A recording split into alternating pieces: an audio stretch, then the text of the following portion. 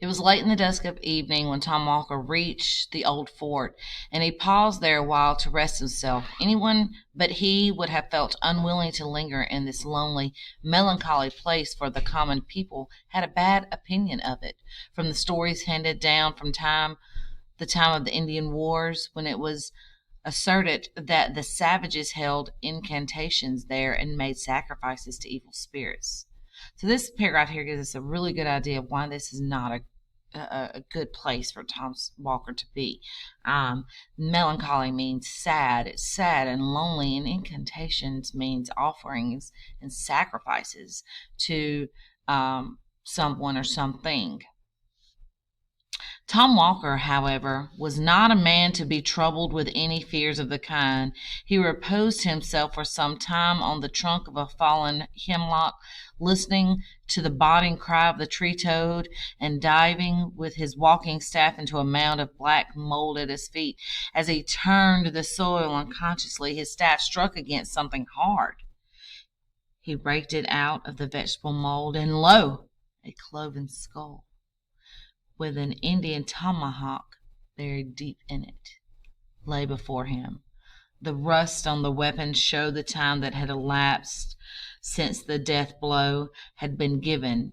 It was a dreary memento of the fierce struggle that had taken place in this last foothold of the Indian warriors. "Huh!" said Tom Walker as he gave it a kick to it and shook the dirt from it. "Let that skull alone," said a gruff voice. Tom lifted his eyes, and behold, a great black man seated directly opposite of him on the stump of a tree. He was exceedingly surprised, having neither heard nor seen anyone approach, and was still more perplexed on observing, as well as the gathering gloom would permit, that the stranger was neither Negro or Indian. It is true that he was dressed in rude half-Indian garb, and had a red belt or slash swathed around his body, but his face was neither black nor copper color, but swarthy and dingy, and had begrimed with soot, and it had been accustomed to toil among fires and forges. He had a shock of a coarse black hair that stood out from his head in all directions, and bore an axe on his shoulder. He scowled for a moment at Tom with a pair of great red eyes. "What are you doing on my grounds?" said the black man, with a hoarse, growling voice. "Your grounds?" said Tom with a sneer. "No more your grounds than mine. They belong to Deacon Peabody." "Deacon Peabody be said the stranger. "As I flatter myself, he will be, if he does not look more to his own sins and less to those of his neighbors. Look yonder and see how Deacon Peabody is faring." Tom looked in the direction that the stranger pointed, and beheld one of the great trees, far and flourishing without, but rotten at the core, and saw that it had been nearly hewn through, so that at first the high wind was likely to blow it down. On the bark of this tree was a score the name of Deacon Peabody, an eminent man who had waxed wealthy by driving shrewd bargains to the Indians. He now looked round and found most of the tall trees marked with the name of some great man of the colony, and all more or less scored by the axe. The one on which he had been seated, and which had evidently just been hewn down, bore the name of Crownshield, and he recollected a mighty rich man of that name, who made a vulgar display of wealth, which it was whispered he had acquired by buccaneering. "He's just ready for burning," said the black man with a growl of triumph. "You see, I'm likely to have a good stock of firewood for winter." "But what right have you," said Tom, to cut down Deacon's Peabody's timber. The right of a prior claim, said the other. The woodland belonged to me for long before one of your white-faced race put foot upon the soil. And pray, who are you, if I may be so bold? Said Tom. Oh, I go by various names. I am the wild huntsman in some countries, the black miner in others. In this neighborhood I am known by the name of the Black Woodsman. I am he whom the red men consecrated this spot, and in honor of whom they now and then roasted a white man by way of sweet-smelling sacrifices. Since the red men have been exterminated by you white savages, I amuse myself by reciting at this persecutions of Quakers and Anabaptists. I am the great patron of prompter of slave dealers and the grand master of Salem witches. So he, this man, this person that's appearing here, he says that he is the grand master of witches, and he is the prompter of slave dealers. He's the one that gets people to want to have the desire to buy slaves, and the master of the Salem witches. We all can figure now who this person is. The upshot of all which is that, if I mistake not, said Tom stutteringly, you are he commonly called Old Scratch. The name at your service, replied the black man with a half-civil nod. Such was the opening of the interview according to the old story, though it's almost too familiar an air to be credited. One would think that to meet with such a singular personage in this wild, lonely place would have shaken any man's nerves, but Tom was a hard-minded fellow, not easily daunted, and he had lived so long with a termagant wife that he did not even fear the devil. So what our author, what Irving is saying here, is that any man, any normal person, would have been scared out of their mind. But Tom, who'd lived with his terrible wife for so long, wasn't scared.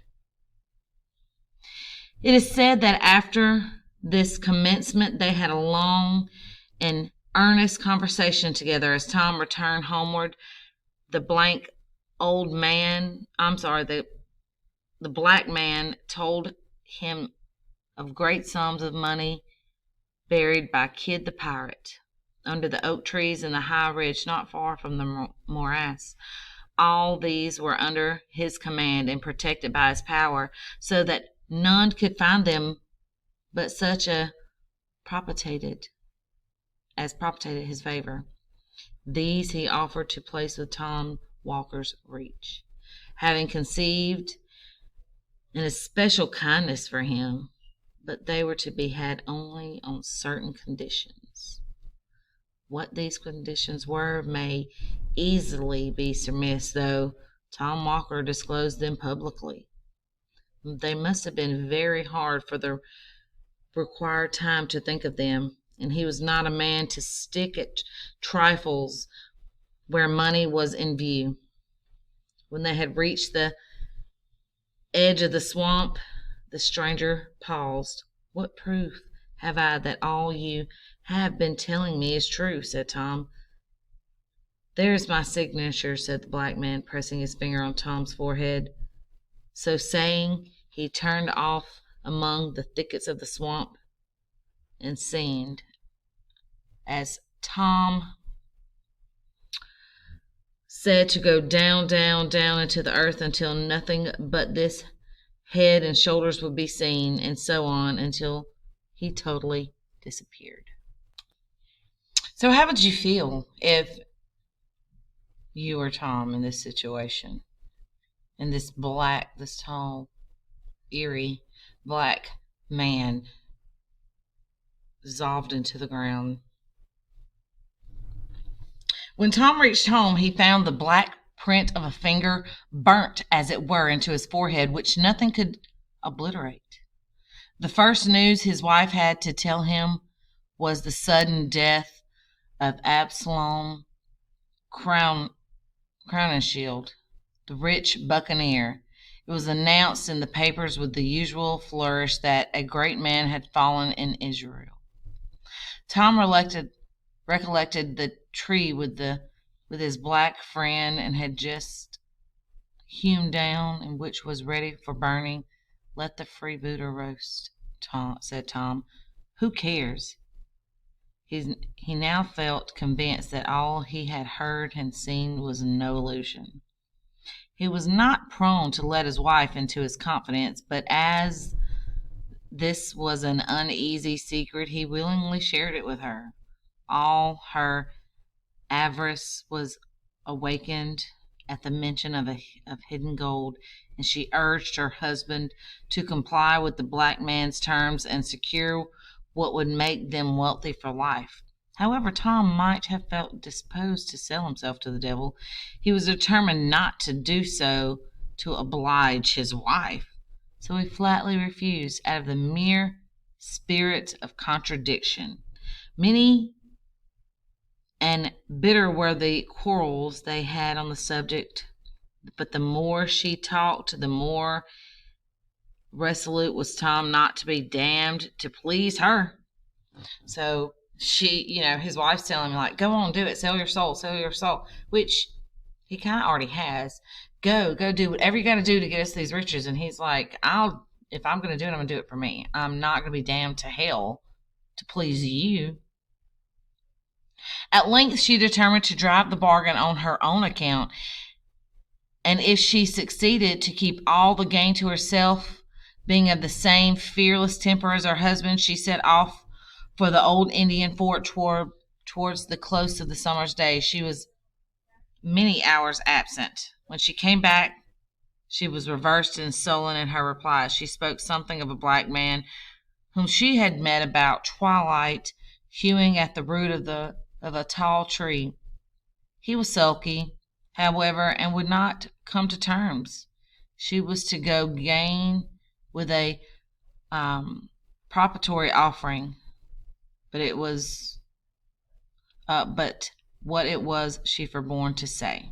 So when she went to go see this black man and try to make a deal with the devil herself, he wouldn't give her the same terms. He wouldn't give her the place of this treasure, and she wouldn't tell her husband what he wanted from her. The next evening she set off again for the swamp with her apron heavily laden. Tom waited and waited for her, but in vain. Midnight came, but she did not make her appearance. Morning, noon, night returned, but still she had not come. Tom now grew uneasy for her safety, especially as he found that she was carried off in her apron the silver teapot and spoons and every portable article of value. Another night elapsed, another morning came, but no wife. In a word, she was never heard of more. So he's kind of seen that she took off with the teapot and all the spoons and all the silver things that she could get money for. He never saw her again. What was her real fate? Nobody knows. In consequence of so many pretending to know, it is one of those facts which have become confounded by a variety of historians. Some assert that she lost her way along the tangled mazes of the swamp and sank into some pit or slough. Others, more uncharitable, hinted that she eloped with the household booty and made off with some of her provender. So some say that she probably died in the swamps, and others say she just took what she could and left and didn't want to come back.